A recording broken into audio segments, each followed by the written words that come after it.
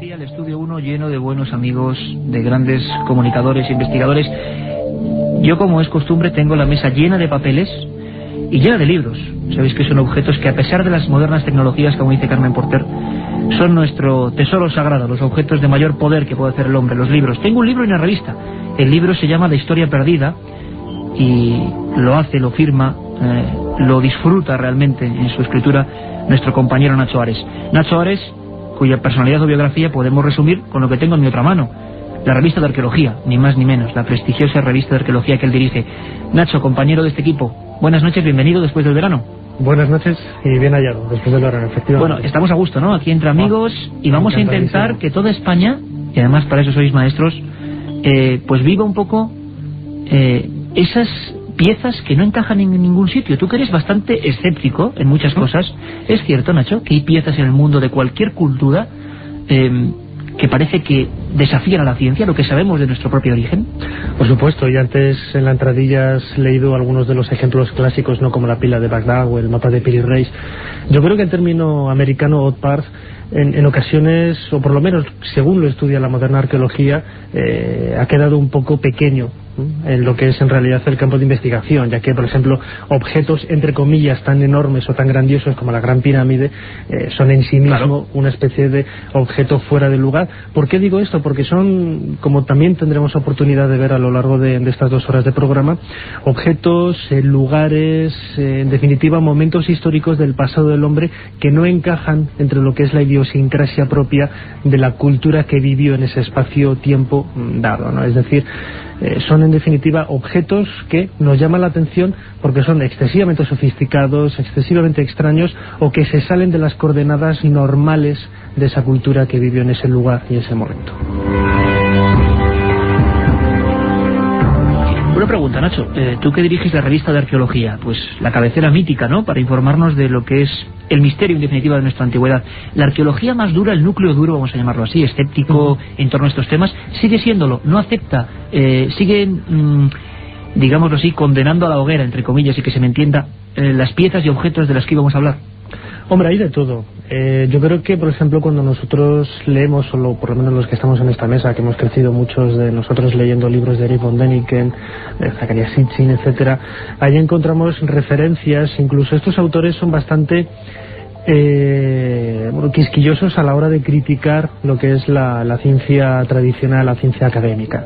Lo que sucede es que en muchos casos, si nosotros nos ponemos a indagar en revistas, no solo voy a decir de egiptología, que es mi especialidad, ¿no?, sino de revistas científicas de otras especialidades como sumeriología, siriología, mayología, etcétera, en muchas ocasiones nos encontramos artículos de investigadores académicos serios que lindan este tipo de investigaciones y que de una manera más ortodoxa que heterodoxa hacen esos pequeños incursiones en lo que es el mundo del misterio de una manera muy abierta, de una manera muy genérica. Hablaba nuestro buen amigo Nacho Ares que a partir de esta noche vuelve con su Historia Perdida, su sección de auténticos misterios, de fichas, pues como esto, fuera del tiempo, cosas, historias que se quedaron ahí sin resolver. Esta noche de 3 a 4, una cita con él, por supuesto. Hablaba Nacho de su gran pasión, claro, la egiptología. Tengo otro libro, también de la editorial Edad, El secreto de la Gran Pirámide, la construcción más misteriosa del mundo. Y lo ha hecho, yo creo que el hombre que me apostaría a todo a nada, que es quizá el español que más tiempo se ha pasado entre los pasadizos de ese, como decía Nacho Ares, gran objeto fuera del tiempo que es la Gran Pirámide. Manuel Delgado, compañero, bienvenido a Milenio 3. Encantado. Es cierto que en Egipto, vamos a hablar luego, por ejemplo, del avión de Saqqara, de algunas piezas, de boomerangs, de volantes, de objetos voladores que utilizaban en aquella época. Egipto, como cultura avanzada, también tiene sus propios hallazgos misteriosos arqueológicos que parece que nadie comprende. Indudablemente. Además, lo bueno que tiene la egiptología más abierta, es que actualmente se están incorporando personajes de todas las ramas del saber, de toda ciencia, porque hasta ahora, el turista normal que va a Egipto ve los grandes prodigios de aquella civilización basados exclusivamente en los restos que quedan, en lo que es la arquitectura y lo que es la ingeniería. Lo que pasa es que ninguna rama del saber avanza, sino avanzan todas las demás. Afortunadamente ahora, no solamente en la Gran Pirámide, sino en todo Egipto, se están descubriendo que los antiguos egipcios o bueno, los iniciadores o los originarios que hicieron toda aquella civilización, pues también controlaban un montón de ramas del saber, como pueden ser la biología, como es la física, como es la medicina, como es la farmacopea, etcétera, etcétera. Pero a mí me parece, bueno, ya tendremos tiempo a lo largo del programa de basarnos un poquito en el dato y en los documentos que hay en los museos o fuera de ellos, pero me parece muy interesante lo que has dicho tú al principio, de hacerte ese tipo de preguntas, porque a fin de cuentas yo creo que cada uno encuentra lo que va buscando, y lo que pasa es que en algunos sectores de la arqueología oficial nos hacen cierto tipo de preguntas, o en algunos sectores de la ciencia, ¿no? Por ejemplo, cuando aparece algo en los cielos que es raro, si tú las preguntas que estás haciendo es ¿qué efecto meteorológico es eso? O te pones en el lado paranoico, ¿no? Es decir, ¿qué armas secretas están haciendo las grandes potencias mundiales? Pues lógicamente las respuestas que vas a obtener son distintas si te haces la pregunta de bueno, ¿qué es eso realmente? O puede haber gente aparte de nosotros en todo este universo tan grande. Cuando te preguntas si realmente Keops hizo la Gran Pirámide y cómo lo hizo, pues a lo mejor puedes llegar a la conclusión de que no sabes cómo Keops pudo haber hecho la Gran Pirámide, pero también puede que sea una respuesta condicionada, porque quizá la pregunta adecuada es ¿qué hizo Keops en la Gran Pirámide? Me parece que los que sois responsables de este tipo de comunicaciones, en el caso tuyo con Milenio 3, en el caso de Javier Sierra con Más Allá, etcétera, pues sois los que detentéis la bandera de mantener este libre pensamiento para hacerte preguntas que, aunque duelan o aunque pertenezcan a veces en el territorio de la ciencia ficción, son preguntas que lógicamente están ahí. Y vaya que sí están ahí, por ejemplo, en el Museo de Bagdad, la pila de Bagdad. Va a ser el primer objeto herético, el primer hallazgo prohibido, como queréis llamarlo, además en una zona completamente devastada. Y ya os informo de que vamos a tener al gran equipo de corresponsales a nivel mundial de la cadena SER ya interconectados con nosotros para hablarnos de algunos de estos hallazgos desde su lugar de origen. Y el último libro que tengo aquí, que no es su último libro escrito, por supuesto, es un auténtico viaje por no sé cuántos países, Javier Sierra, en busca de la Edad de Oro. Pues pero un montón, ¿verdad? Casi una veintena. Sí. Casi una veintena. Y buscando, entre otras muchas cosas, eso, los rastros de objetos, de historias que no encajaban en su tiempo, y que si pensáramos fríamente en lo que vamos a plantear hoy, pues nos haría hacer algo que es demasiado trabajoso, que es reestructurarnos lo que sabemos de nosotros mismos y nuestro pasado, de nuestro origen. Claro, yo intenté en ese libro, En busca de la Edad de Oro, no quedarme solo en la anécdota, en el objeto, o en la pieza, o en el edificio, o en la prueba arqueológica que no encaja, sino tratar un poco de leer qué es lo que había detrás. Y lo que había detrás, o lo que hay detrás de lo que vamos a hablar esta noche, es algo que es tremendamente importante. Según decían los griegos, y también lo decían los antiguos hindúes, y también está recogido en la mitología egipcia, antes de la historia conocida hubo otra historia, una historia en la que hubo civilizaciones desarrolladas, en la que se conocían ciencias, entre ellas, por ejemplo, la cartografía. Hablaremos del mapa de Piri Reis, que parecen patrimonio de gentes a partir del siglo XV o XVI con cierta precisión, y que sin embargo ya se conocían en la antigüedad. Y esa es la Edad de Oro. Los griegos la llamaban así, Edad de Oro.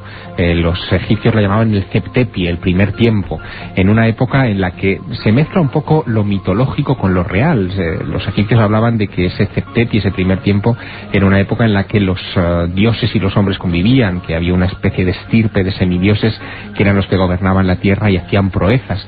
Yo no sé si eso es así o no, pero sí nos da una interpretación, un eco mitológico de que en la antigüedad había un desarrollo tremendo, del que nos han quedado solamente pequeñas chispas, que son estas piezas que esta noche repasaremos, y que son piezas arqueológicamente datadas en esa época. Es decir, no es algo que se haya plantado, que sea una falsificación, un fraude, sino que son piezas arqueológicas verdaderamente avanzadas para su época. La Edad de Oro, lo decían muchas culturas antiguas, y parece que algunos restos han quedado. Apasionante, ¿verdad?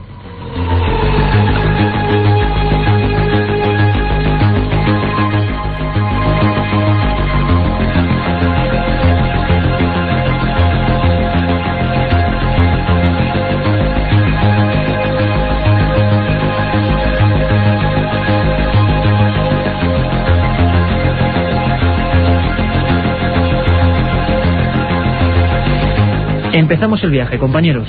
Todos atentos, la cadena SER se va a poner a buscar, a rebuscar, a recrear la historia de esos objetos perdidos. Y empezamos con uno realmente misterioso, realmente extraño, en un lugar, como decíamos, saqueado, y donde hemos empezado, en el norte de Irak, con esas excavaciones, esas prospecciones en busca, por ejemplo, de petróleo, y que se encontraron con otras cosas que no estaban en el guión. La pregunta sería, ¿hace miles de años los hombres llegaron a usar la electricidad?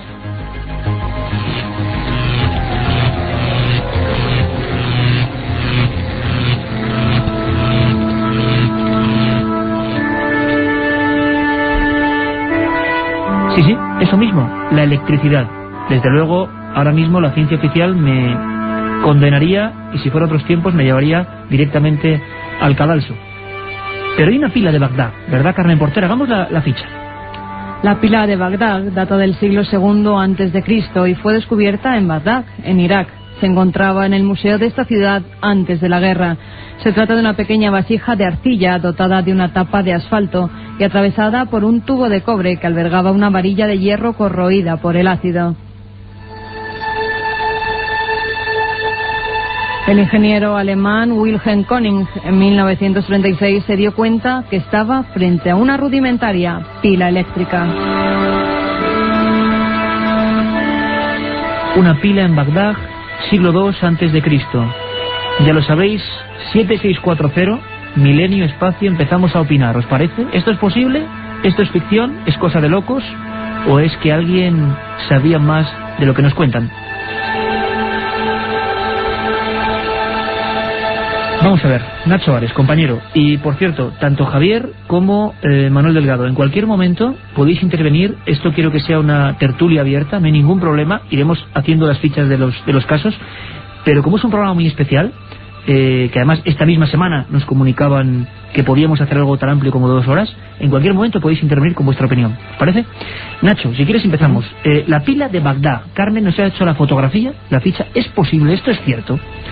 Pues sí, además es, yo creo que uno de esos elementos típicos descubiertos en una excavación arqueológica, sobre todo si nos remontamos a comienzos del siglo XX y sobre todo a la arqueología del siglo XIX, en donde esta ciencia únicamente era llevada a cabo por en muchas ocasiones aventureros, iniciados en la historia, en arqueología, con muy pocos conocimientos históricos, con mucho dinero para poder excavar, pero que en definitiva eran, etiquetaban y clasificaban los objetos que encontraban en los yacimientos con lo primero que les venía a la cabeza, ¿no? En el caso de la pila de Bagdad, en el año 30 y pico, cuando Wilhelm König la encontró en el museo de la capital iraquí, pues tenía una etiqueta que ponía, creo que era vasija votiva o vasija para rituales religiosos, etcétera.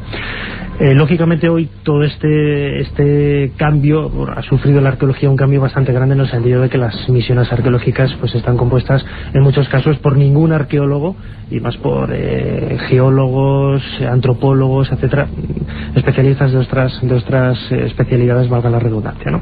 Pero en el caso de la pila de Bagdad, lo más curioso de todo es que efectivamente nos encontramos ante una pila de más de 2000 años de antigüedad, y el siguiente paso que hay que intentar buscar es para qué servía, ¿no? Y es aquí en donde aparece quizás la respuesta más satisfactoria a este enigma. Si efectivamente ellos conocían la electricidad, podríamos especular si el descubrimiento fue casual o producido por una investigación. Pues ¿para qué la utilizaban? Bueno, pues en el propio Museo de Bagdad y también en el Museo del Cairo, por ejemplo, hay joyas que tienen una pátina dorada, un recubrimiento dorado, que no es oro, y son falsificaciones de joyas antiguas. La única manera de conseguir esta falsificación es por medio de la electrólisis, y quizás este era el fin para que eran utilizadas las pilas, únicamente añadiendo un elemento galvánico que podían haber conocido perfectamente hace 2 milenios como el zumo de naranja o el vinagre.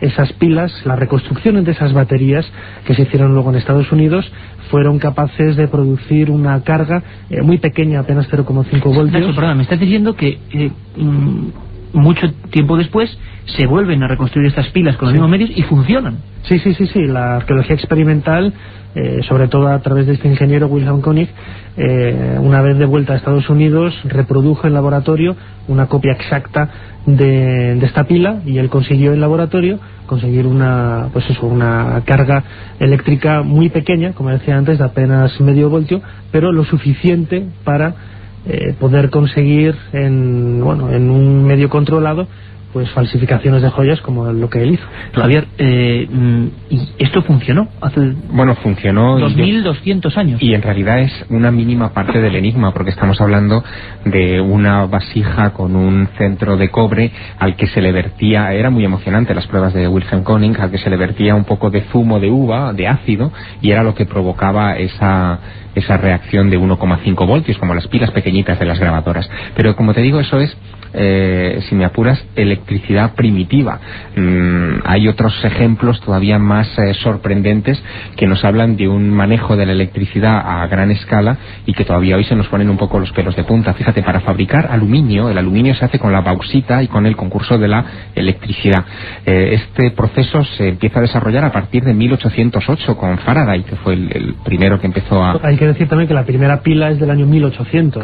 Claro. O sea, 2000 años antes había una pila en Bagdad. Claro, pero fíjate, estamos hablando de lo que es provocar con una pila, digamos, una corriente pequeña, pero para fabricar aluminio se necesita una fuerte corriente eléctrica y se han encontrado objetos de aluminio. Fíjate, en 1952 hubo uno de esos descubrimientos emocionantes en China, en la provincia de Jiangsu, mientras estaban haciendo unos trabajos para un campo deportivo en esa provincia, se les hunde parte del campo de fútbol, se les desfonda y encuentran una cueva donde hay enterrada un ajuar completo funerario de un guerrero de aproximadamente el siglo II a.C., casi como la pila de Bagdad. Vacían el ajuar, encuentran joyas de todo tipo, armas, toda la armadura completa de este señor del siglo II a.C., que además se llegó incluso a conocer el nombre del individuo, se llamaba Zhou Chu. Y en la tumba de Zhou Chu, cuando sacan el cuerpo, cuando sacan el cadáver, resulta que tiene un cinturón con una hebilla de aluminio. Aluminio de hace 2200 años.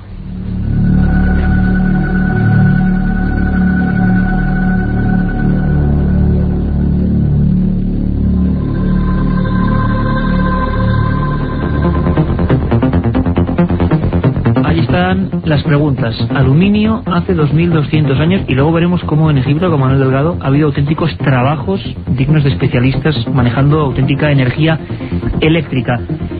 Katia Rocha, ¿están llegando ya esos mensajes? Cuéntanos. Muchísimos mensajes, pues igual que ayer. Tienen que enviarlos al 7640.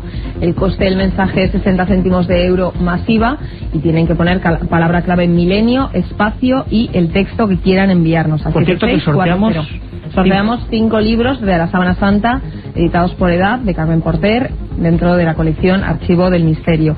Algunos de los mensajes que hemos recibido. Por ejemplo, Juan Carlos de Toledo quiere saber si han seguido las investigaciones del Arca de la Alianza y también qué ha pasado con la réplica de Barcelona. Ana desde Miami nos pregunta sobre las huellas del río Paluxy. Vamos a hablar de ello, que esté pendiente. Capitán desde Marbella nos pregunta que qué novedades hay sobre la Atlántida. Y Marcos de Madrid, que si es verdad que en el mapa de Piri Reis venía reflejada ya la Atlántida. Y por último, Cris y Susana desde Barcelona preguntan si el cronovisor es un OVA.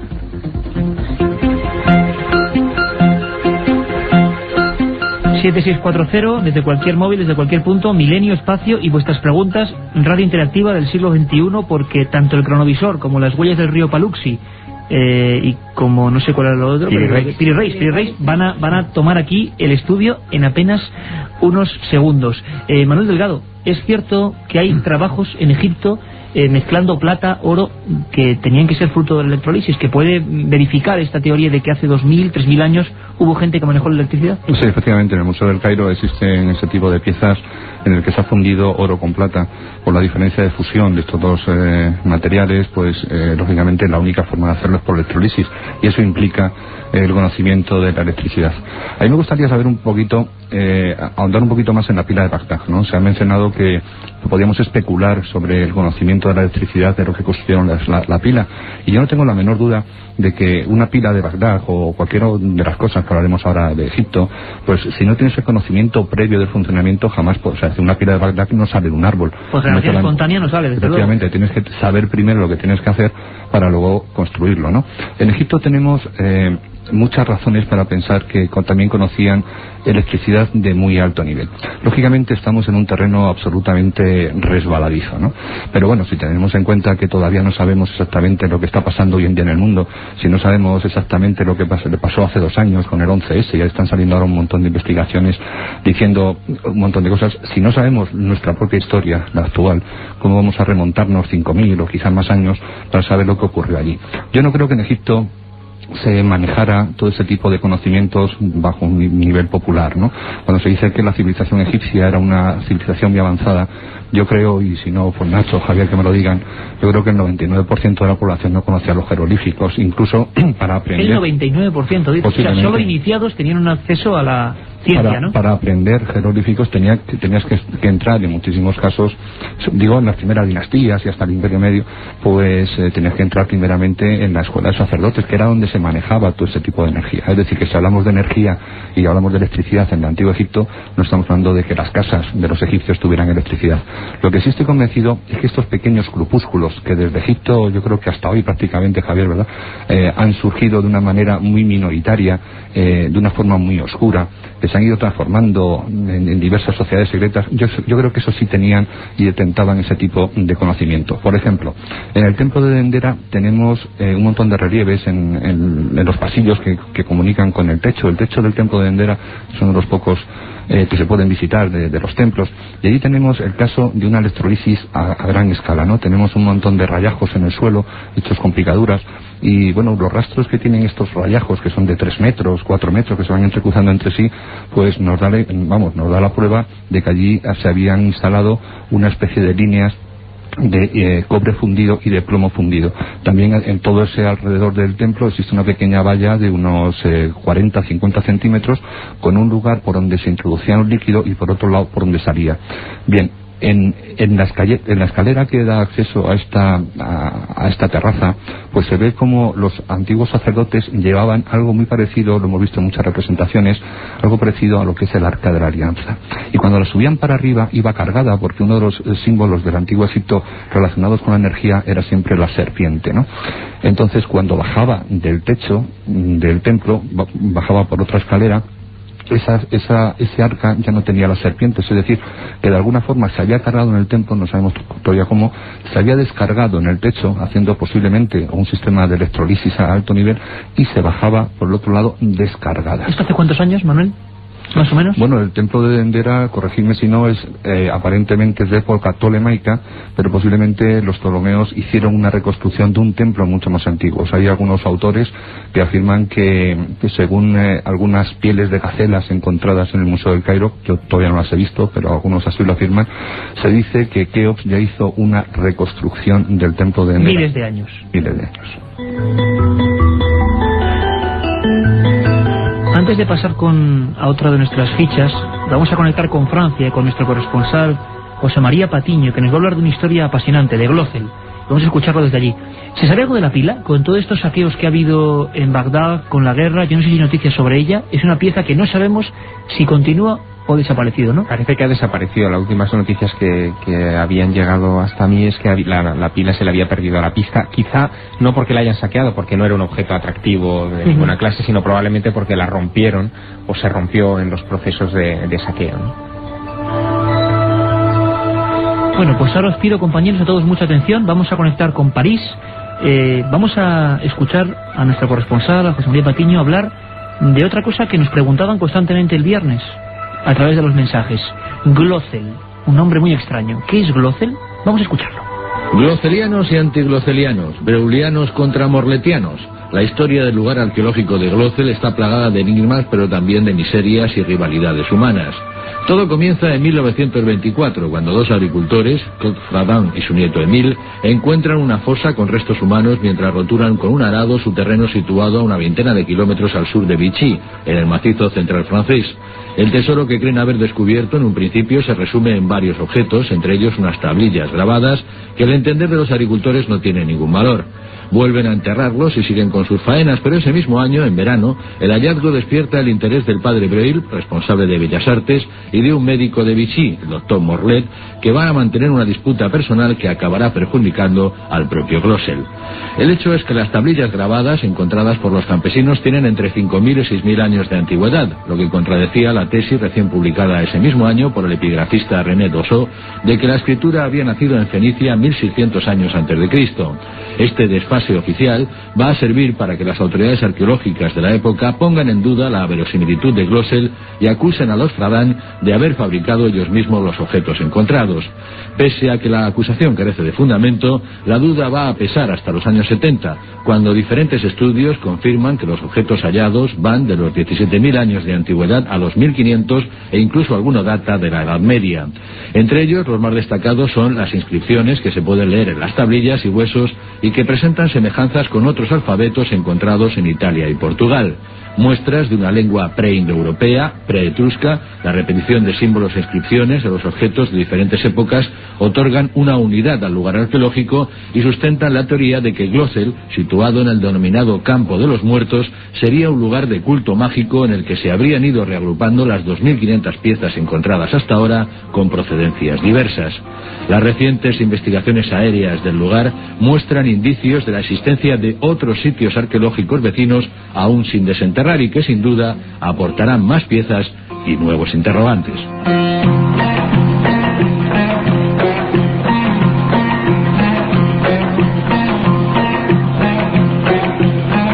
Un misterio, Glossel. Escrituras antes de lo oficial. Supuestas culturas que escribían antes de lo que nos dicen los libros oficiales. Y esta música que escuchamos viene directamente del Bósforo, de esa ciudad mágica, Constantinopla, Estambul, un lugar también lleno de misterios y donde se guarda uno muy especial, por el que además siempre preguntáis y que nunca hemos abordado: el mapa del almirante Piri Reis. Un viaje en busca del misterio. Milenio 3, en la SER.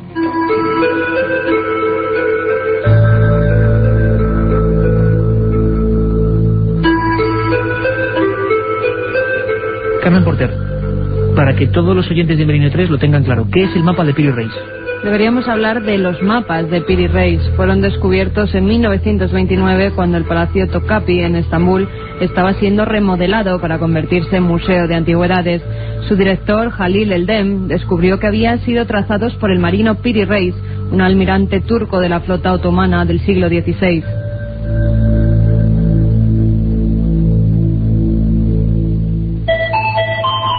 Están dibujados en varios colores sobre piel de gacela y cuentan con unas dimensiones de 85 por 60 centímetros. El mapa, fechado en 1513, incluye Gran Bretaña, España, África Occidental y parte del Norte América y Sudamérica, además de la costa de la Antártida.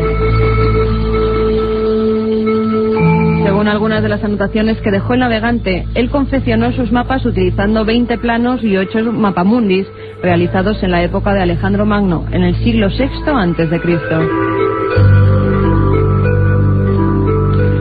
Un almirante, otros, según la historia, llaman pirata, abordador de otros barcos. Bueno, los turcos eran en aquella época tremendamente agresivos y decían que se habían apoderado de otros tesoros, de otros mapas, de otros conocimientos. Yo sé que al compañero Javier Sierra, director de la revista Más Allá, autor de En busca de la Edad de Oro, que lo publicó Grijalbo, sé que le apasiona tanto el mapa de Piri Reis, que se ha marchado varias veces. Creo que todos los que estamos aquí hemos estado en Turquía, y tú te empeñaste hasta el último segundo en tenerlo entre las manos. Javier, ¿cómo es? ¿Qué se siente? ¿Qué se siente ante el mapa de Piri Reis? Es un fetiche. ¿Hacemos la fotografía? Hacemos la fotografía. Si cualquiera de nuestros oyentes viaja hoy a Turquía y cambia inmediatamente su dinero por liras turcas, se va a encontrar con que el billete de 10 millones de liras turcas, allí todo va por millones, tiene en su reverso el mapa de Piri Reis. Si además viaja hasta el Museo Naval de Estambul y se acerca a una de sus paredes exteriores donde hay piezas de la artillería clásica durante la Segunda Guerra Mundial turca, etcétera, va a encontrar un mapa de unos aproximadamente 6 metros de alto en piedra, que representa el mapa de Piri Reis. O sea, que los turcos reconocen cierto orgullo con ese mapa. Todos los barcos de la Marina Mercante turca tienen el mapa de Piri Reis puesto, en vez de la chica Playboy, pues tienen el mapa de Piri Reis en el camarote del capitán. Y además, si visitas cualquier embajada, cualquier oficina de turismo turca, cualquier sitio, vas a encontrar una representación del Atlas, porque hay varios mapas, como decía antes Carmen Porter, del Atlas de Piri Reis. Pero si uno va al Museo Topkapi de Estambul, donde supuestamente fue encontrado en 1929, y pregunta por el mapa de Piri Reis, le van a enseñar los puñales de los sultanes, las coronas, los cetros de los sultanes, las sillas de los sultanes, pero no le van a enseñar el mapa de Piri Reis.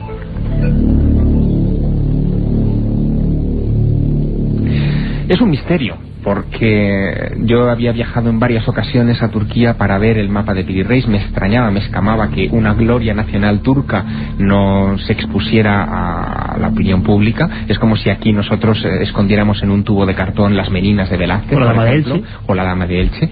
Y después de mucho insistir, de crear casi un conflicto diplomático entre dos ministerios, el de turismo y el de cultura, finalmente conseguí una cosa que, bueno, la verdad fue muy emocionante.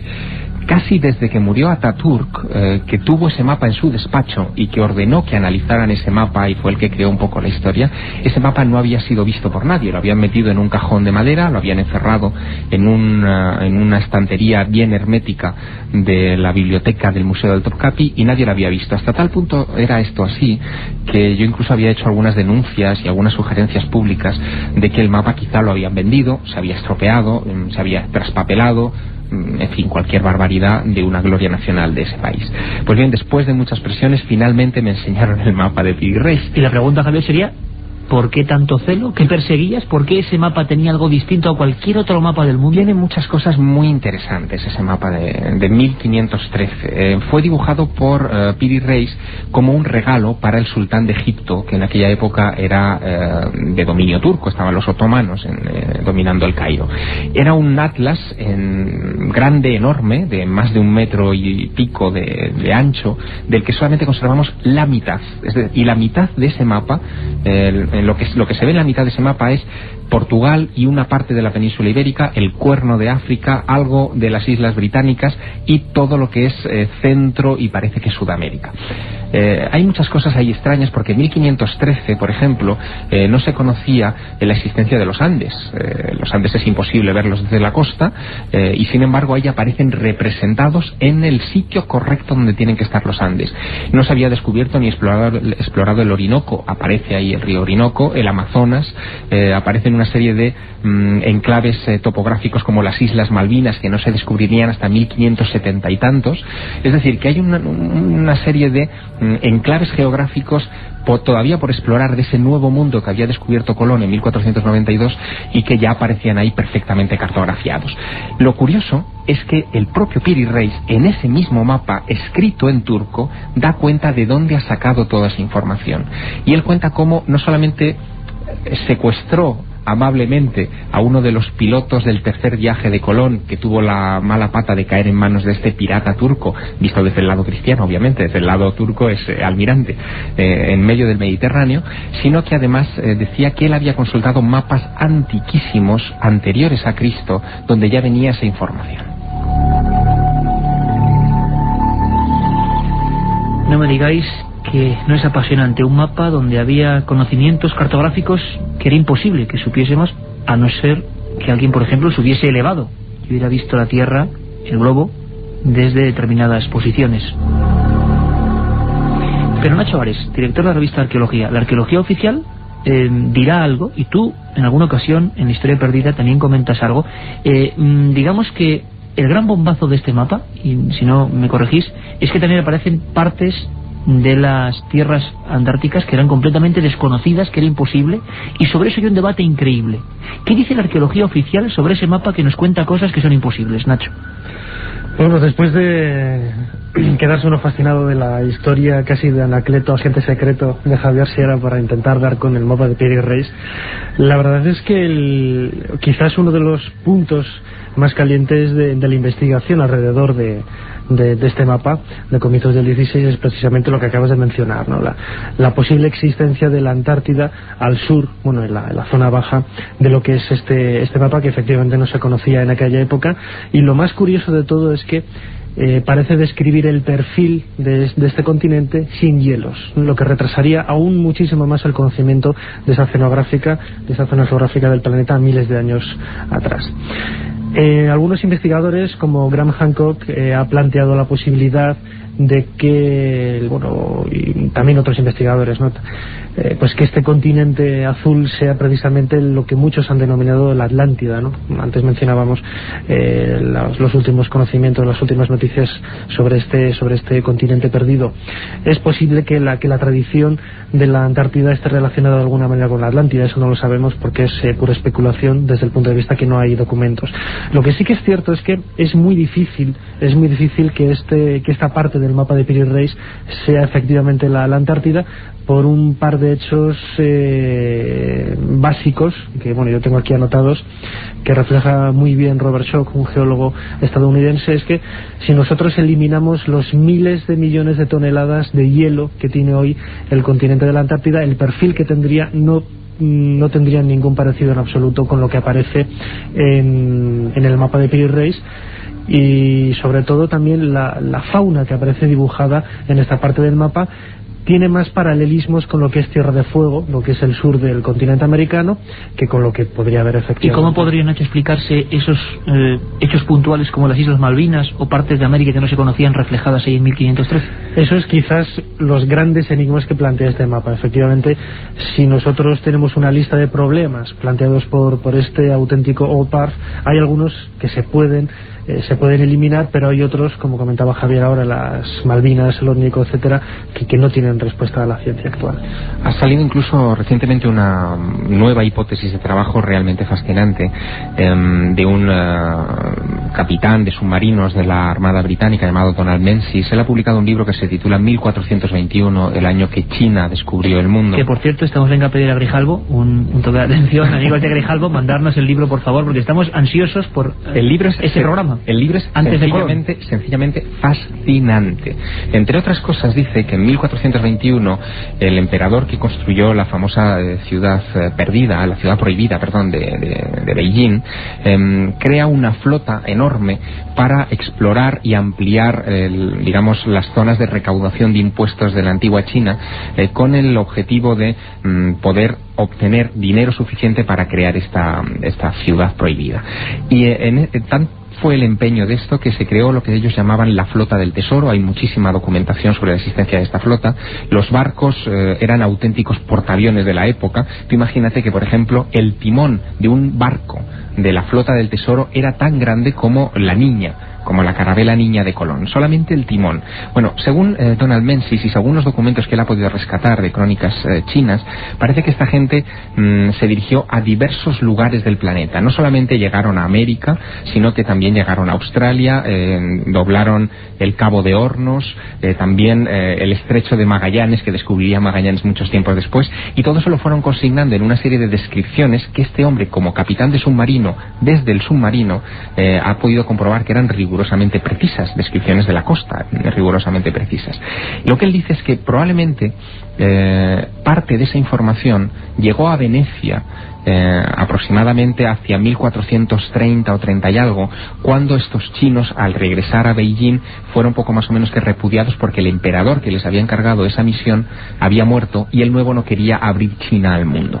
Luego vagaron un poco por algunos lugares y esa información pudo haber llegado a Venecia a través de una serie de cartógrafos venecianos. Pudo haber llegado esa información a Piri Reis, a los descendientes de estos venecianos, y a Piri Reis, y Piri Reis, gracias a esa información, pudo haber construido ese mapa.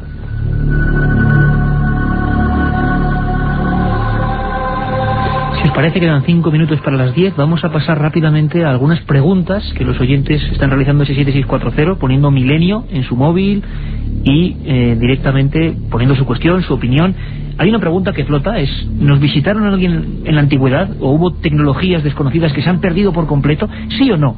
¿Ficción o rotunda realidad? Y aquí viene desde la central de datos llena de papeles Katia Rocha. Vamos a ver en estos 5 minutos, haciendo una pequeña pausa. Luego tenemos cosas importantísimas: Tassili, aviones en el antiguo Egipto, avión como el de Saqqara, las extrañas huellas del río Paluxy. Vamos a conectar con Estados Unidos, un montón de cosas, incluso el cronovisor de Joan Solés. Joan Solés, el corresponsal, no es que él hiciera el cronovisor, sino el padre Ernetti. Katia, cuéntanos, ¿preguntas para nuestros invitados o planteamientos concretos? Bueno, sobre todo saludos. Algunos preguntan por el estado civil. Bueno, el 7640 hay que mandar mensajes, milenio, espacio y el texto libre. Por ejemplo, a Javier Sierra le manda un saludo, un premiado con el viaje a Roswell de Expediente X. Tú sabrás lo que año 97, octubre del 97, viaje a Roswell. Bueno, pues pregunta sobre las lentes halladas en Nuelá, en Egipto, que sirviera un instrumento para el láser. Lentes láser, muy brevemente, Manuel Delgado, o óptica avanzada en el antiguo Egipto. ¿Hay detalles de eso o no? Que yo sepa, no. Hay una lente que está en el Museo Británico, está en el Museo Británico, que es la lente, fue encontrada en Eluan, que es una lente muy pulida, muy perfecta, que forma parte de una tradición antigua realmente de lentes. Este es un asunto que se está investigando mucho y que, bueno, se llega a afirmar ya con datos que hasta el propio Nerón veía el circo gracias a unas gafas que él utilizaba. Sí, únicamente matizar que efectivamente en Egipto se ha encontrado muy cerca del Fayum hace varias décadas una lente parecida a la lente de Layard, una lente de aumento que justifica la existencia de estos conocimientos en óptica tan sofisticados en el antiguo Egipto. Bueno, también nos preguntan un seguidor desde Vitoria sobre las pisadas humanas junto a los dinosaurios. Vamos a hablar ahora mismo de eso, las huellas del río Paluxy. Bueno, también sobre los jeroglíficos, que incluyen, en algunos de ellos incluyen objetos volantes pilotados, que si esto es cierto. Ahora hablaremos de eso. Manuel, ¿hay objetos extraños volantes misteriosos entre los jeroglíficos egipcios? No sé si entre los jeroglíficos, pero sí entre las pinturas de muchísimas tumbas. Por ejemplo, nosotros tenemos referencias de 6 tumbas en el Valle de los Reyes, entre las que están Ramsés III, Ramsés IV, Ramsés VI y Ramsés XI, en el que aparecen este tipo de hipótesis, ¿no? Con todo el problema que puede significar, ¿no? Venga, vamos rapidísimo. Carlos nos pregunta sobre las apariciones de barcos en el desierto. También nos preguntan sobre libros sobre este tema que podamos recomendar a nuestros oyentes. Bueno, aquí tenemos unos cuantos, ¿no? En busca de la edad de oro, Javier Sierra, Grijalvo. Hay que deletrear, nos pide uno de ellos que deletreemos, por favor, la editorial. Grijalvo. El secreto de la gran pirámide. Me parece que se refería a edad. Edad, perfecto, acabado en F, sí. Estamos llenos de libros de historia, de investigación. El secreto de la gran pirámide, Manuel Delgado, editorial Edad, El archivo del misterio, La historia perdida, también de Edad, y por supuesto En busca de la edad de oro. Pero habría muchos más, por ejemplo ese 1421. Y algunos clásicos donde los haya, todos los hemos leído, son muy polémicos. Yo sé que Nacho y Javier y Manolo tienen una gran devoción por él. Hablaremos de él en un programa, si queréis. Erich von Däniken, ¿no?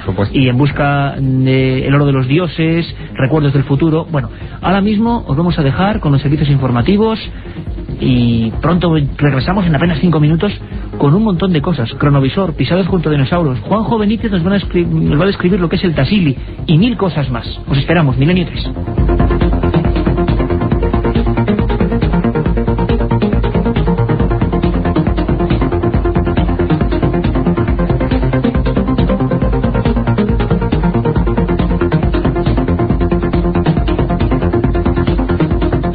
Un viaje en busca del misterio. Milenio 3, en la SER.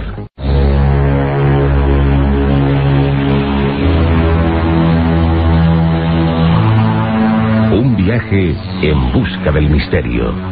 Milenio 3, en la SER. Y aquí continuamos, claro que sí, aquí estamos en el estudio 1 de la cadena SER, un buen grupo de investigadores, de amigos, pues relatándoos lo que se sabe, lo que se está investigando ahora mismo sobre esos objetos malditos, los OPARS, objetos, pinturas, escrituras fuera del tiempo. Y nos queda toda una hora para seguir con vosotros en interactivo, como siempre decimos, indagando un poco más en este misterio, en esta noche especial.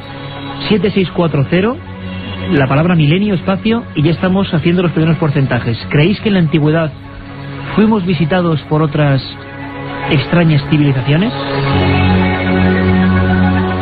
Y por supuesto, cualquiera de vuestras preguntas, casos de este o cualquier tema, como hicimos el viernes, a Manuel Delgado, Nacho Ares y Javier Sierra.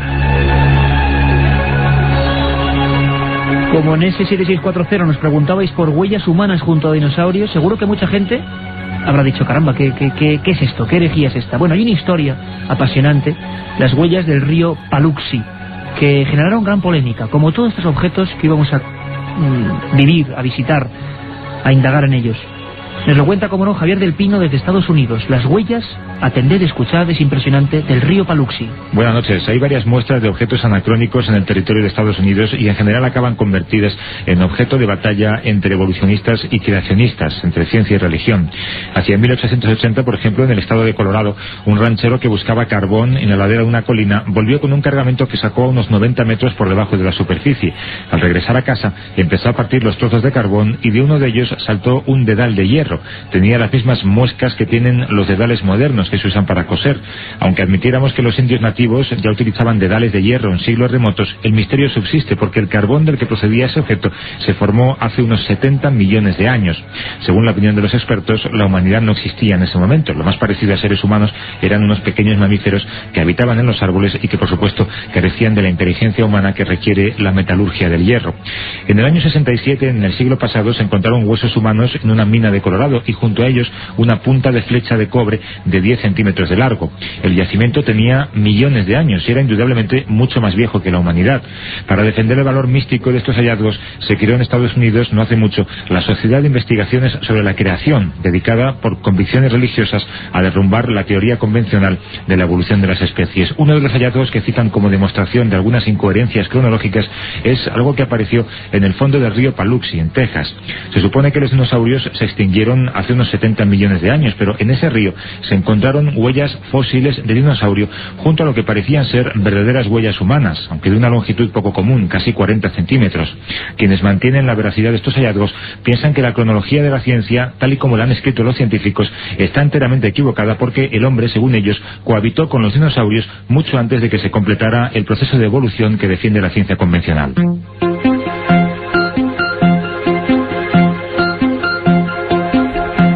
Huellas muy grandes, humanas, junto a dinosaurios. Parece increíble, pero no es el único caso. Haremos programas especiales sobre el misterio que nos preguntáis ahora mismo, sobre Ica, en Perú. ¿Convivió algún tipo de raza humana con los últimos grandes reptiles? ¿Herejía o realidad? Y ahora muy rápidamente, antes de volver con nuestros amigos, vamos a hacer un pequeño recorrido por lo que hicimos, una ojeada rápida, el viernes. Sabéis que ha cambiado la temporada, muchos amigos de Milenio 3 todavía no saben dónde ubicarnos. Vamos a estar los domingos como hoy de 3 a 4 de la madrugada, el programa que nunca cambia, y los viernes de 1 a 3, de 1 y media a 3, perdón, después del larguero, de 1 y media a 3 habitualmente. Todos los viernes, después de ese programa del larguero, estaremos nosotros, y ya lo hicimos este viernes con una emisión, creemos que muy especial. Una emisión, Carmen, muy dura, porque hubo un caso con el que empezamos que nos encogió el corazón a todos, ¿verdad? La verdad es que sí, fue un accidente que se produjo el día 19 de agosto. En él fallecieron 4 personas. ¿Cuál es el enigma que tratamos nosotros? La predicción de una niña de 3 años, Alba, que a la misma hora en que su hermano estaba teniendo el accidente junto con 3 personas más, murieron 4 personas, iban 5 en el coche.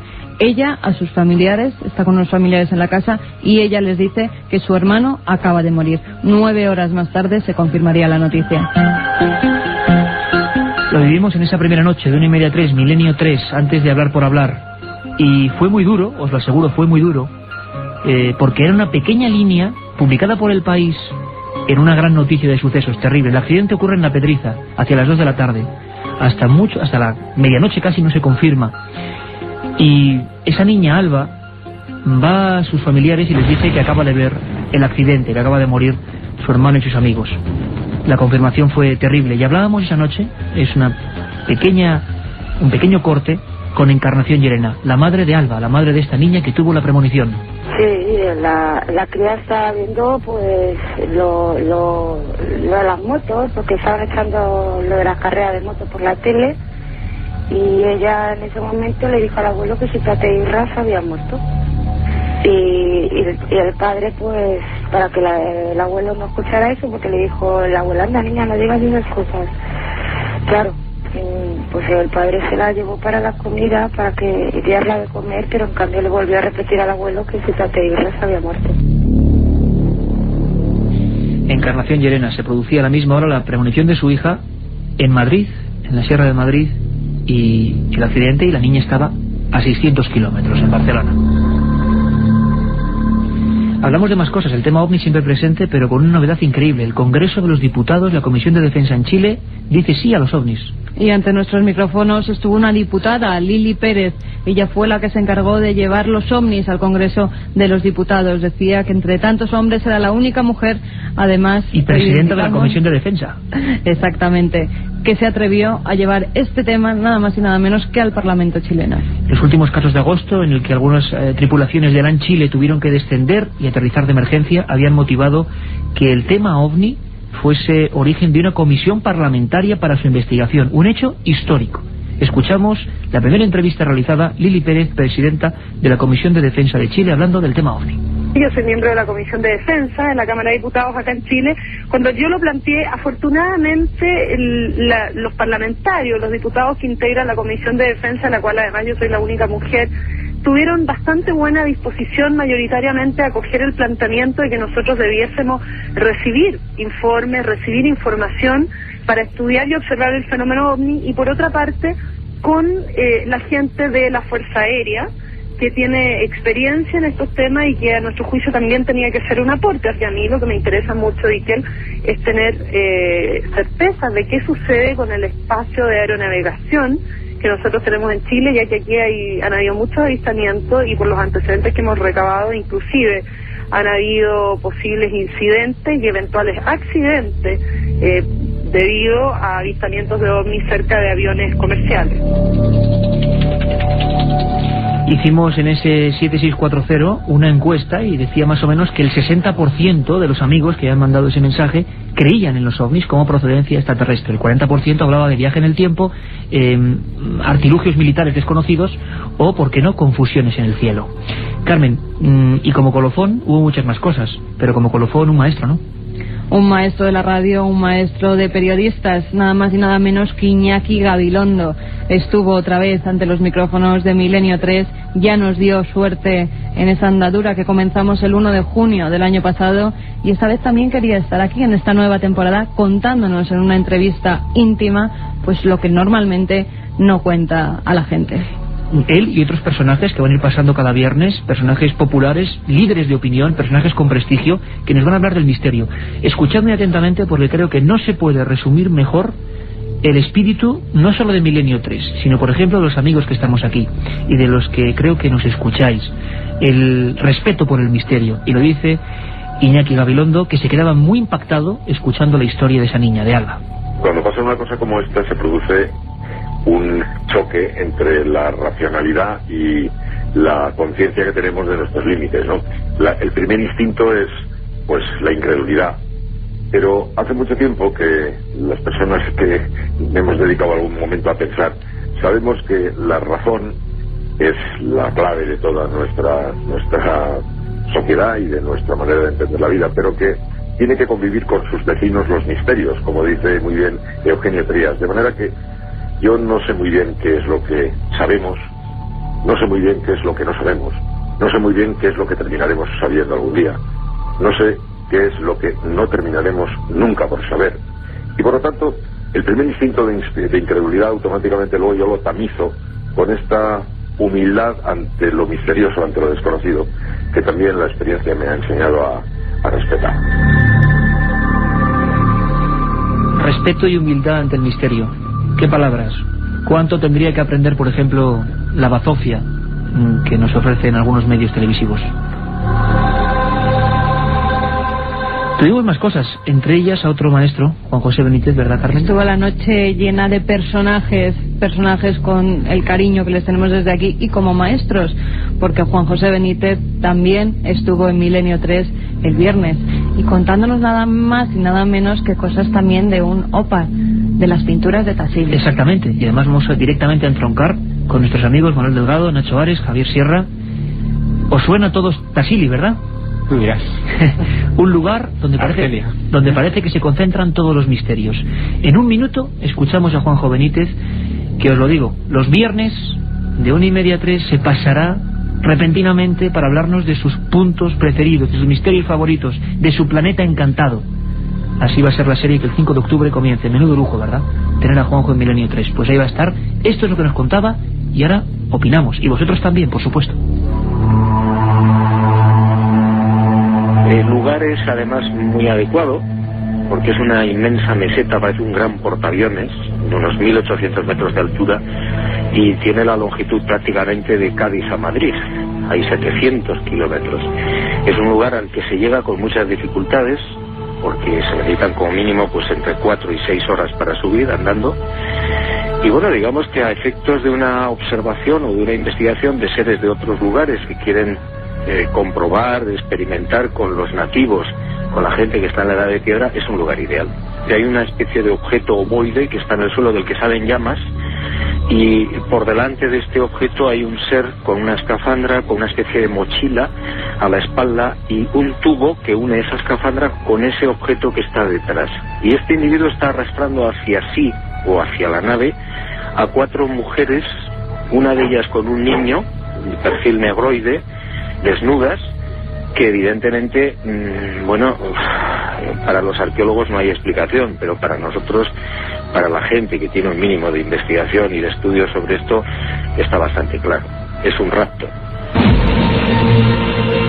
Un viaje en busca del misterio.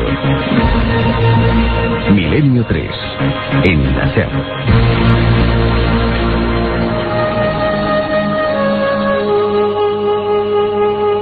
Estamos viviendo con todos vosotros la noche de la arqueología imposible.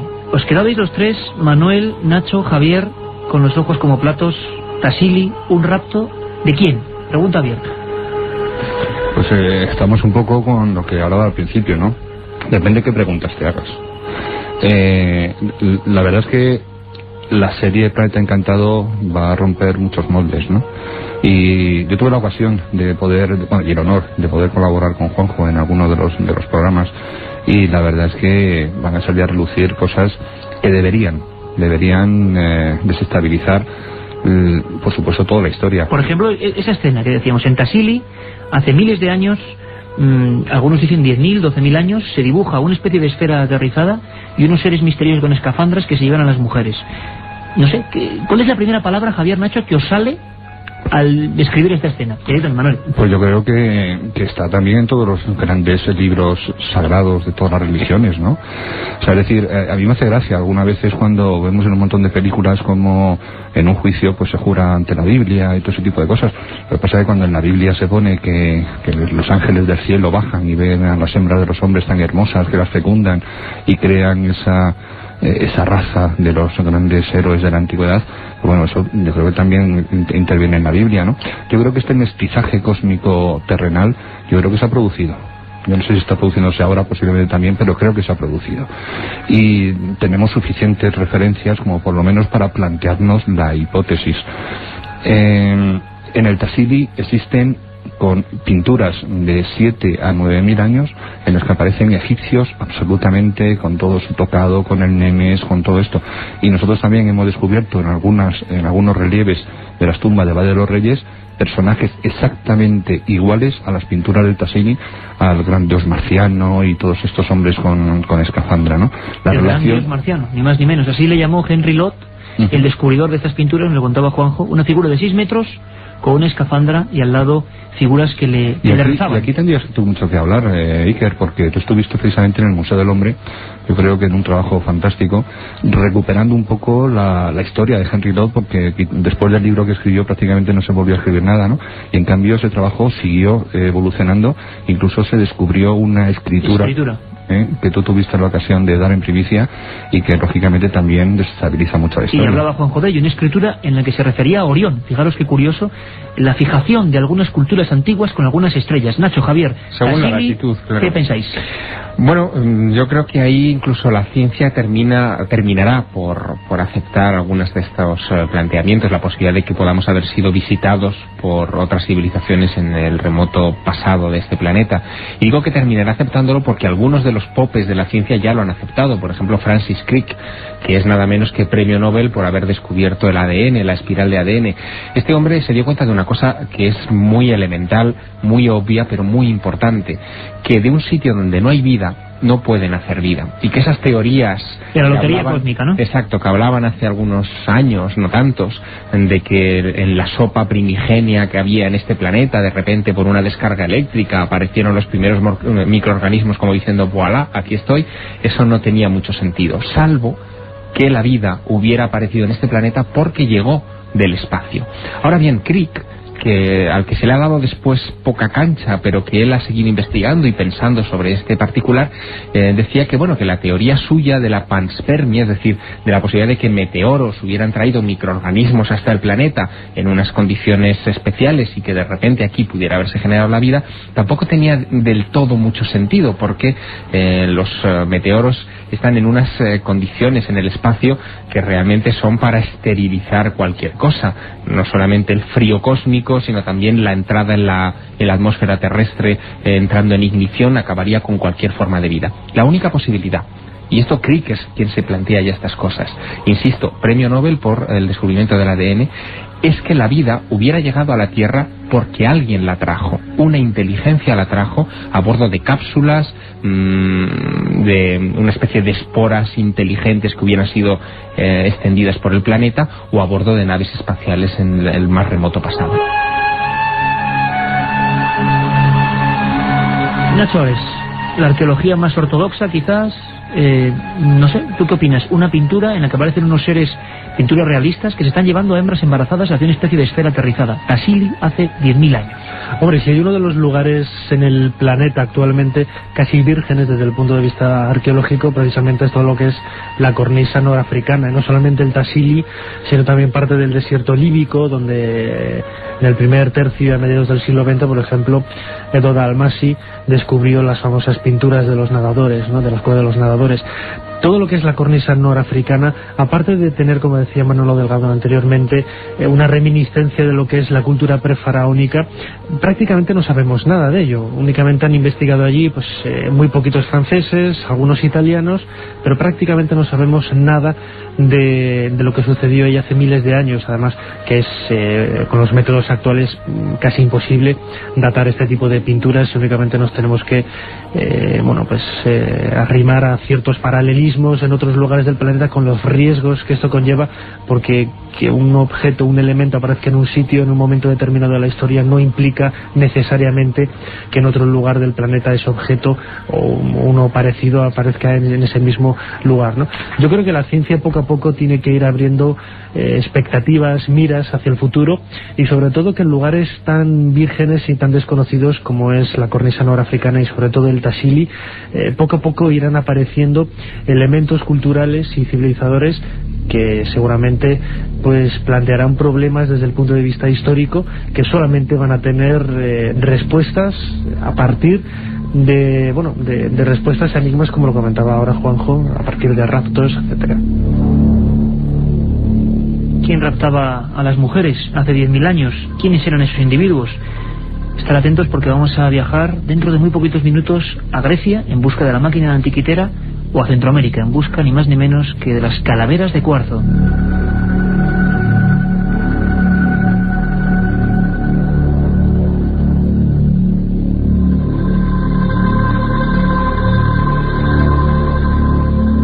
A punto de llegar a la frontera de las 10:30, temas cada vez más apasionantes, crónicas, documentos, ahí están. Katia Rocha, ¿qué dice la gente? Es 7640, poniendo milenio y luego lo que queráis.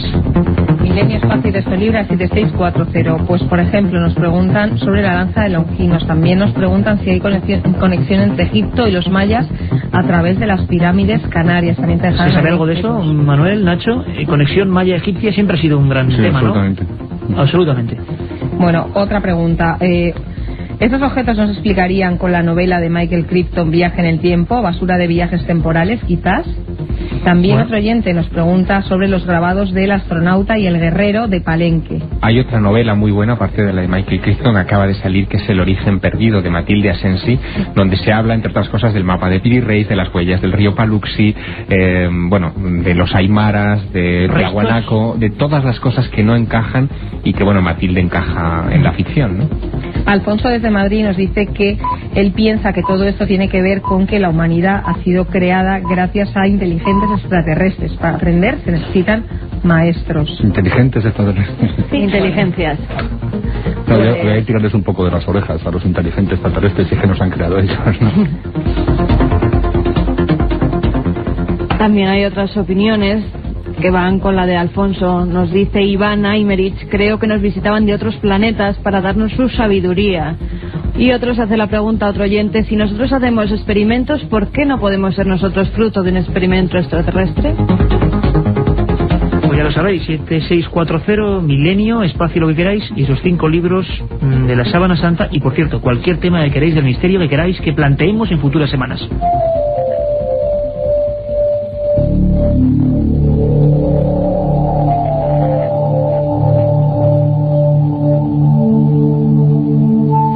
Y ahora la nave del misterio, Milenio 3, aquí en la SER, ¿dónde si no? Vamos a viajar ¿hacia dónde? Hacia Grecia.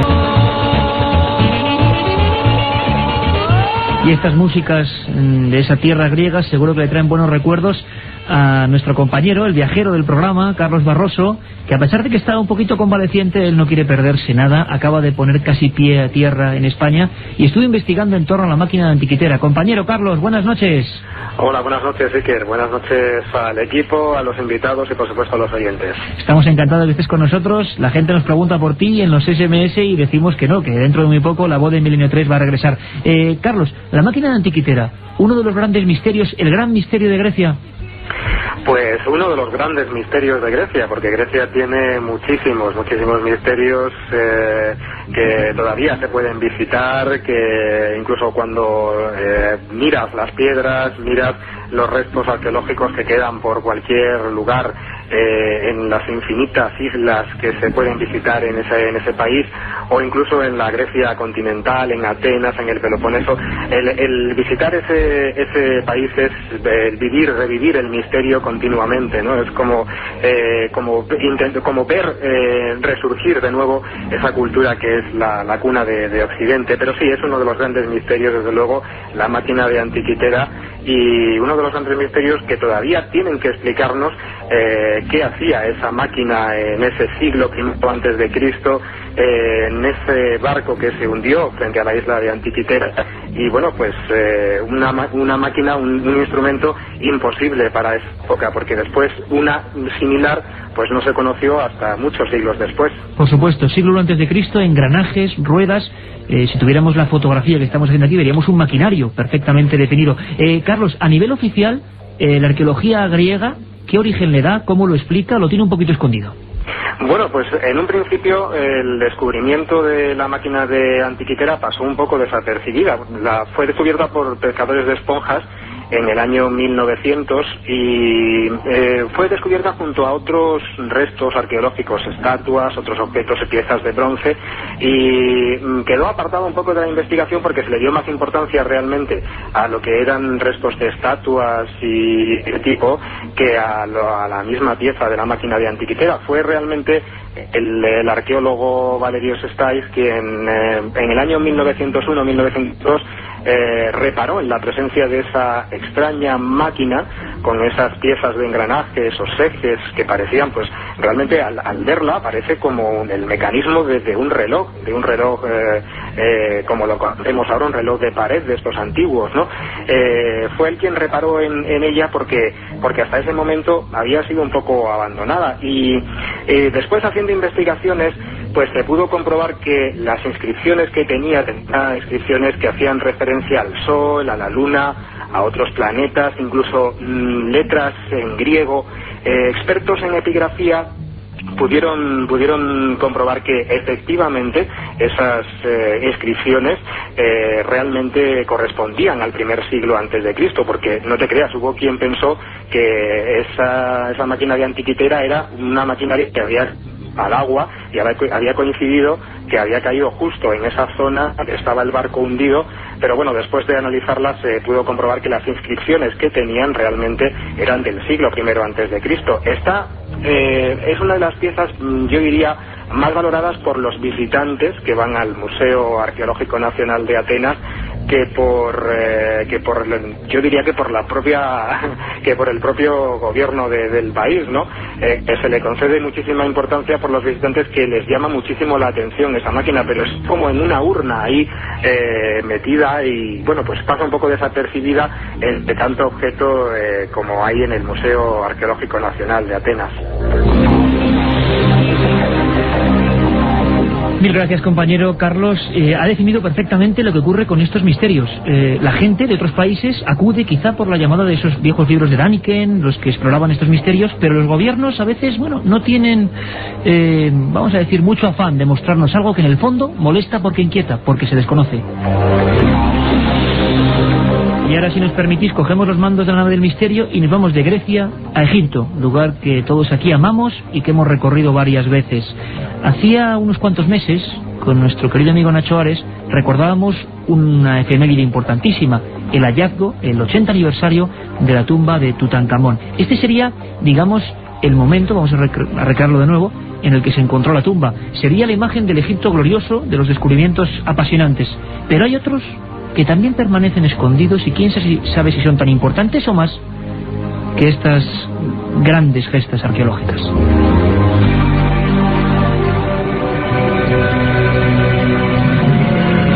Carter, por favor, ¿puedes ver algo? Sí. Sí. Cosas maravillosas. Cosas maravillosas.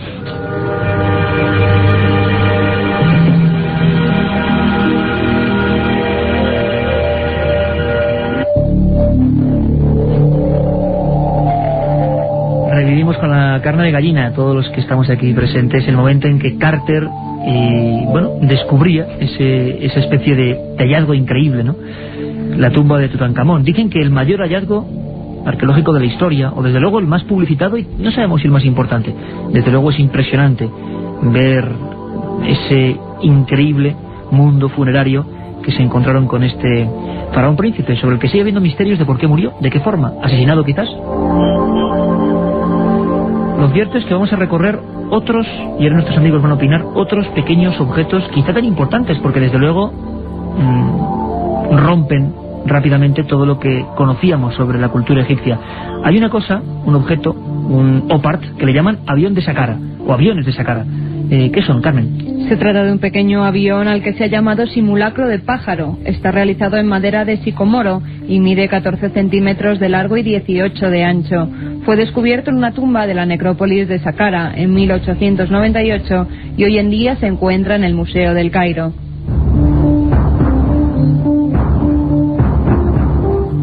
En un principio se pensó que se trataba de la figura de un halcón, pero algo la diferenciaba de las demás. Las otras eran de aves halladas en el lugar y no tenían un ala izquierda un poco más grande que la derecha, o la cola, que en este caso es vertical, a diferencia de la de cualquier ave, que es horizontal, y presenta una forma oblicua que facilita el vuelo. Compañeros, lo mismo. Circuito abierto, levanta la mano Nacho Ares. Por un pequeño matiz, el pájaro desde hace varios años está desaparecido, no está en el Museo del Cairo. Voló. Salió volando. Más de uno también se planteó la posibilidad de que fuera una falsificación, pero lógicamente en 1898 no existían aviones, ni siquiera por la más remota idea de que pudieran tener diseños de este tipo. Lo que es el pájaro de Saqqara entra un poco lo que es uno de esos objetos que, como decíamos al principio del programa, muestran una serie de características que no encajan con lo que es la cultura que supuestamente lo diseñó, ¿no? Sí que es cierto que en la vitrina, por ejemplo, de la primera planta del Museo del Cairo dedicado a dioses egipcios, en donde aparecen otros pájaros similares. Ninguno de los que se conservan ahí tiene las mismas características, todo lo que son las condiciones muy similares a las de los aviones modernos, ¿no? Que yo tampoco soy ingeniero aeronáutico ni nada parecido, pero lo poco que he leído, sobre todo a la investigación de este pájaro, los aviones modernos que muchos creemos que tienen las alas iguales, pues no las tienen iguales, tienen una serie de medidas para se correspondía perfectamente y volaba realmente. Dicen que hubo pruebas. Se sometió a un túnel aerodinámico, exactamente. Hubo varias pruebas del doctor Mesija, que fue el que hizo todas los test para comprobar que era un objeto aerodinámico, y lo era, pero digamos que también tiene unos primos este pájaro al otro lado del Atlántico, que son unos objetos de oro que se encuentran en el Museo Nacional, en el Banco Nacional de Bogotá, en Colombia, que pertenecen a culturas locales y que también tienen ese aspecto aeronáutico extraño, o sea, alas, casi se parece más que a los aviones comerciales normales, que sería un poco el caso del pájaro de Saqqara, casi se parece más a los aviones invisibles F-117, a los cazas invisibles, con las alas triangulares, el timón alto, en fin, un prodigio de la aeronáutica que debe tener aproximadamente unos 1.200 años de antigüedad, lo suficiente como para considerarlo un OPART, que no lo hemos dicho, pero significa Out of Place Artifacts, es decir, en inglés, objetos fuera de lugar, ¿no? Yo estoy convencido, como decía antes, que los egipcios no dominaban muchísimas de las técnicas que son necesarias. Pero ¿esto para qué serviría? Manuel, lo que está preguntando todo el mundo. ¿Este bien en concreto sería una muestra de aeromodelismo en la antigüedad? Es que es una cosa incomprensible. No, estoy convencido de que ellos no sabían que eso podía volar. Como tampoco estoy convencido, porque así lo hemos estado estudiando durante 3 años, que los boomerangs encontrados en la tumba de Tutankamón, ellos los tenían, todas las reproducciones que se han hecho de los boomerangs de la tumba de Tutankamón tenían forma aerodinámica, volaban, pero que ellos jamás supieron que ello volaba. Hemos encontrado a lo largo de Egipto 23 representaciones en tumbas con gente que tiene boomerangs en la mano, y primero lo tienen cogido al revés, y segundo están dando en la cabeza a un pato, o están incluso atacando al enemigo, pero nunca sin soltarlo de la mano. Es decir, tenían objetos que tenían unas características, en este caso aerodinámica perfecta, pero que no lo utilizaban. Yo estoy convencido que a los antiguos egipcios les llegó los flecos de un conocimiento mucho más antiguo, y que me estoy acordando ahora también de Botaniken, cuando afirmaba que en aquellas islas de Nueva Guinea, Papúa, etcétera, cuando las guerras mundiales empezaban a aterrizar los aviones del ejército norteamericano, y que los tomaban como dioses, y que incluso reproducían de aquellos aviones con paja, etcétera, ¿no? Y entonces, pues bueno, yo estoy convencido que todo ese conocimiento les llegó como flecos, pero que ellos no sabían ese conocimiento. Existe un análisis que estamos haciendo ahora, un estudio que llevamos haciéndolo ya varios años, que es asemejar la técnica de la crionización con la técnica de la momificación. Yo estoy convencido que Ramsés II, que está ahora allí en el Museo del Cairo, jamás volverá a la vida en ese renacimiento, en ese renacer que afirmaba su religión, pero estoy convencido que a lo mejor ese conocimiento que ellos aplicaban para hacer la ceremonia de la momificación, son tantísimas las coincidencias que tienen con una crionización, y no será posible. Crionización que, si me permites, Manuel, es el hecho, para que todo el mundo se entienda, de congelar algunos cuerpos para que en el futuro se mantengan perfectamente, para que en el futuro, exacto, una famosa leyenda urbana, para que luego se hagan los procesos de la ciencia sobre ellos, ¿no? ¿Tú crees que hay una similitud de ese conocimiento?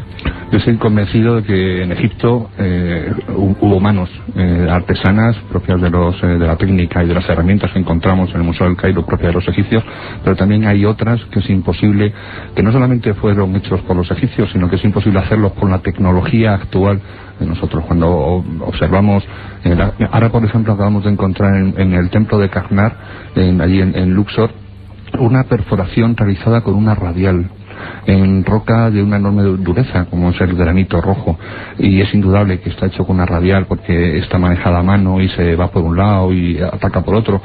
Antes hemos estado hablando de la posibilidad de la electricidad, pero no solamente la electricidad ya, sino la electricidad aplicada a las grandes perforaciones, a los cortes con sierra milimétricos. Es decir, en Egipto existe toda la cola, todo ese saber escondido a lo mejor, que nos ha llegado en un tanto por ciento muy reducido, pero que nos indica que antiguamente hubo una gran civilización. Una cosa que antes no hemos comentado de los mapas de Piri Reis, hablando un poquito del avión este de Saqqara que ha desaparecido del Museo del Cairo. El mapa de Piri Reis, y si no corrígeme Javier, creo que no tiene la proyección que tienen los mapas actuales, sino que está hecho a una altura determinada.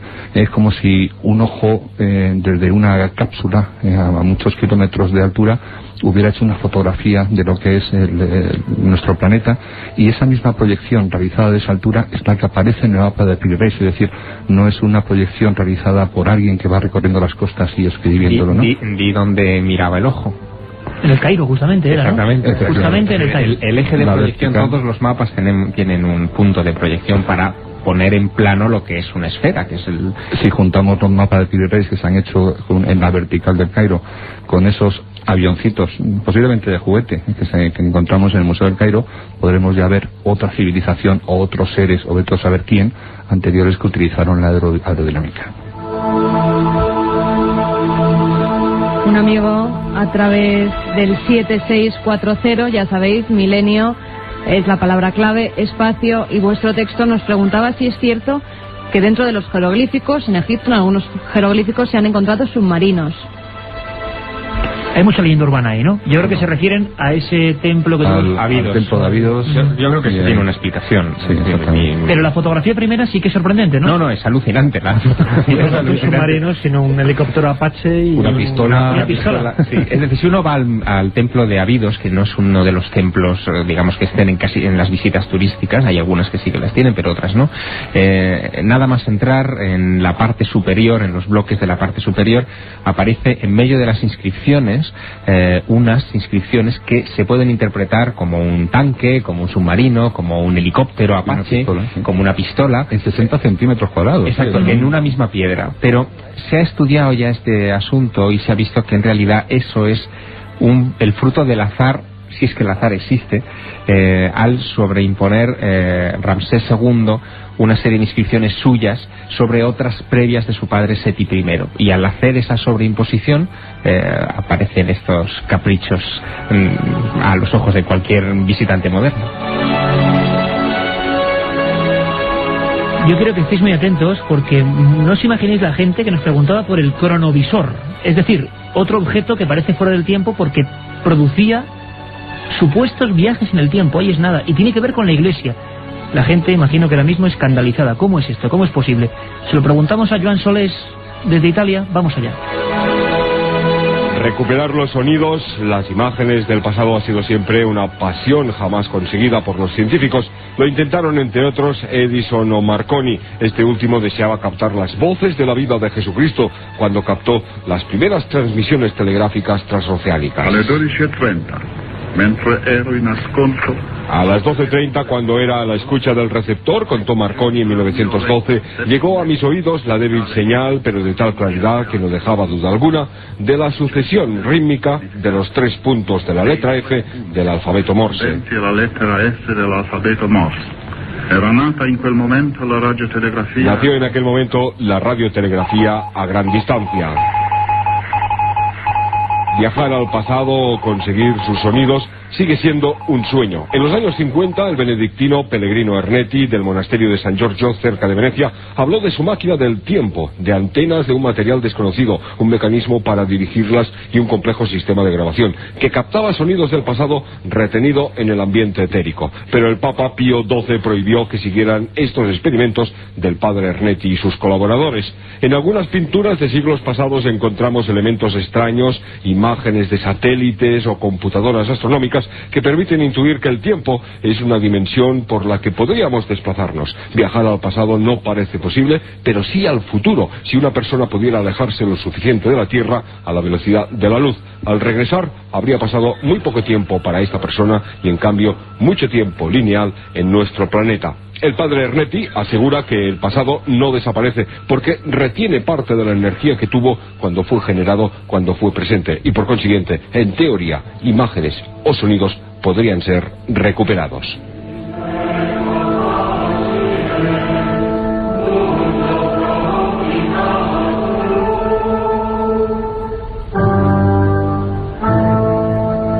Un viaje en busca del misterio. Milenio 3, en la SER. Misterios de la Iglesia, nunca mejor dicho. Proyectos extraños, viajes en el tiempo. Haremos un programa solo sobre esta gente que ha intentado, en la ficción o en la realidad. Nos sorprenderemos viendo cómo un español fue el primero que escribió un libro sobre esto, sobre máquinas del tiempo. Javier, el padre Ernetti y su cronovisor. Una breve pincelada. ¿Qué es esto? Bueno, él hizo las primeras declaraciones sobre la existencia de un proyecto ultrasecreto encargado por Pío XII en 1972, muchos años después de la muerte del Papa, en el Corriere della Sera. A raíz de la publicación de esta información, él recibió una amonestación directa de Roma diciendo que este proyecto debía ser alto secreto todavía, y vivió durante toda su vida con el peso de esa orden papal, porque yo llegué a entrevistarme con él en 1993, unos meses antes de su muerte, en la isla de San Giorgio Maggiore, en Venecia. Tuve que utilizar un artificio para entrevistarme con él, porque él no quería hablar del cronovisor, y le entrevisté como exorcista. Fue un famoso exorcista hasta el final de sus días. Iba gente de toda Italia a ser exorcizada por él, y al final de la entrevista, después de llevar una hora y pico charlando y ya tener un cierto grado de confianza, le pregunté por el cronovisor. Y la cara de aquel hombre cambió, se volvió a agobiar, se volvió a impresionar con probablemente aquella orden que recibió en 1972, y no quiso hablar de este asunto. De lo que sí vamos a hablar, aunque sea brevemente, en este viaje. Sabemos que cada tema, y lo vamos a hacer, cada tema, cada ficha, merece un programa. Pero hoy queríamos, gracias a vuestras peticiones, mostraros un poco lo que hay por el mundo. Esos mundos que a veces son tan complejos, tan llenos de enigmas. Es el caso de las calaveras de cuarzo. Nos habéis preguntado por activa y por pasiva sobre las calaveras de cuarzo. Todos tenemos en la memoria imágenes de una especie de cráneos de cristal o de diferentes materiales que están perfectamente pulidos, algunos enteros, otros con la mandíbula móvil. ¿Qué sabemos de las calaveras de cuarzo, Carmen? En 1927 el explorador Mike Mitchell Hedges descubrió sobre un altar de la ciudad maya de Lubatum, en Belice, Honduras, una extraña calavera de cristal de roca perfectamente pulida. El cráneo del destino fue esculpido en una sola pieza, pesa 5 kilos 19 gramos y mide 12,7 centímetros de alto, 11,7 de ancho y 19 de profundidad. Sus dientes y mandíbula articulada la convierten en una réplica exacta de un cráneo humano. La perfección de sus ángulos sugiere que los artesanos poseían una avanzadísima tecnología, ya que el cuarzo es un material muy difícil de trabajar y su estructura hace necesario el uso del láser. Hay una verdadera historia detrás de esto. Parece que Mitchell Hedges no descubrió el cráneo en 1927 en Lubantum, como afirma la historia convencional, sino que compró el cráneo en una subasta en Sotheby's, en Londres, en plena Guerra Mundial, en 1943. Existen documentos que prueban que el British Museum pujó por ese objeto hasta pagar 340 libras esterlinas de la época. Mitchell Hedges pujó hasta los 400 libras y se lo quedó. Sigue siendo un misterio, porque parece que el cráneo, a diferencia de los otros 13 cráneos de cristal que están censados hasta la fecha, hay 13. No es un cráneo azteca, probablemente es un cráneo anterior, y tiene una serie de características que lo convierten en un objeto alucinante. Por ejemplo, está hecho en cristal de cuarzo, pero está tallado el cráneo en contra de la veta de la piedra, lo que hace que, y esto cualquier escultor lo sabe, se lleve a ese material casi hasta el punto de la ruptura, sin que en este caso se consiguiera la ruptura y se obtuviera un objeto perfecto. Creo que no os podéis quejar. Aviones de Saqqara, máquinas de Antiquitera, la pila de Bagdad, y ahora los cráneos de cuarzo, 1000 cosas, y eso era una pequeña porción de los OPARS. Ahora sí, vamos a someternos en sus últimos 5 minutos, si os parece, compañeros, al veredicto de la audiencia, a nuevas preguntas de nuestros amigos de Milenio 3.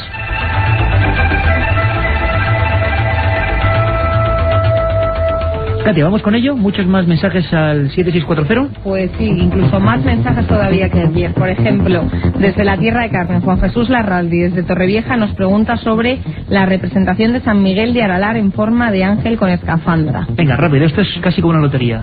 Atienza, ¿no? El bueno, es una representación en la que el santo aparecía con la cabeza dentro de una urnita de cristal pequeña que parecía un casco, un astronauta, ¿no?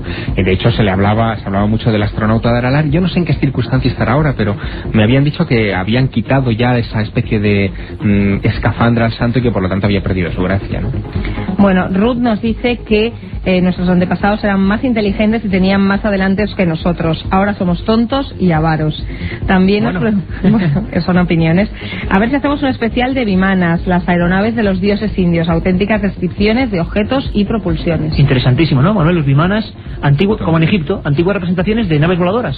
Sí, además que está en toda la cultura, no solamente allí en la India, ¿no? Yo creo que claro, en este caso, es un programa... un programa porque en este caso hay hasta casi libro de instrucciones, es decir, los textos como el Mahabharata o el Ramayana los describen con mucha precisión, otros textos menores dan incluso detalles sobre el funcionamiento técnico de estas aeronaves. Dicen que volaban con un combustible que mezclaba mercurio y una sustancia todavía no identificada que los textos antiguos llamaban rasa. ¿Y eso? ¿El rasa?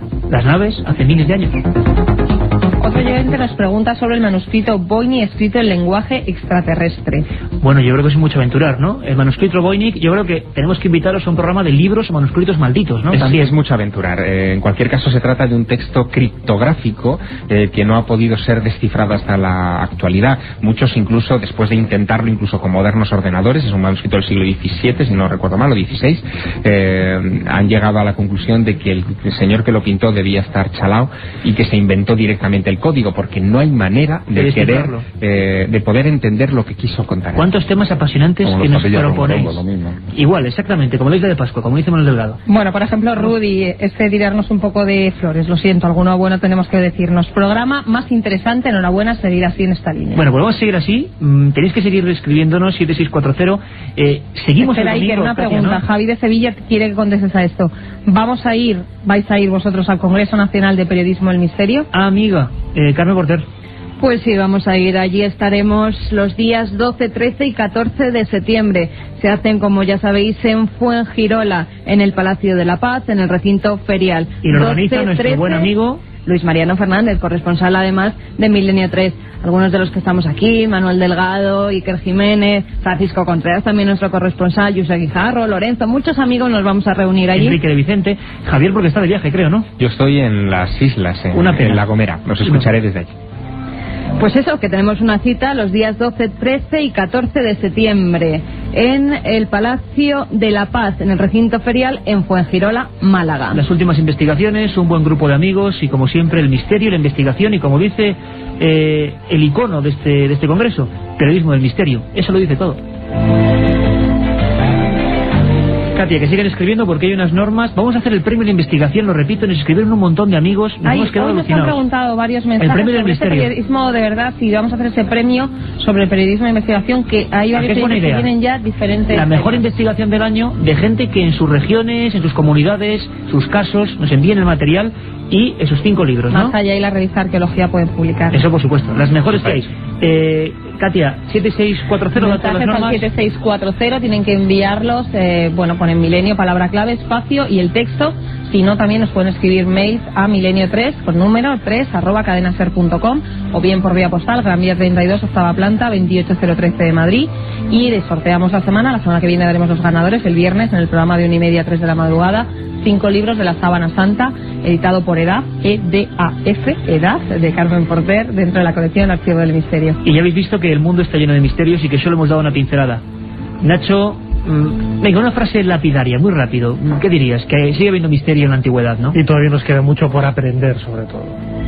Son guiños de la Edad de Oro. Yo estoy convencido que a lo mejor es posible que si alguien quiere ver un OPARS en serio, a lo mejor solamente necesita mirarse al espejo. Bueno, compañeros, ahí está digámoslo así, sentencias de nuestros amigos. Hemos vivido 2 horas de exploración y ahora os queda mucho, os queda la información. Y la información, por supuesto, con nuestro amigo Javier Manzano. Nosotros volvemos de 3 a 4 esta noche y el viernes de 1:30 a 3. Gracias, estaremos aquí, Milenio 3.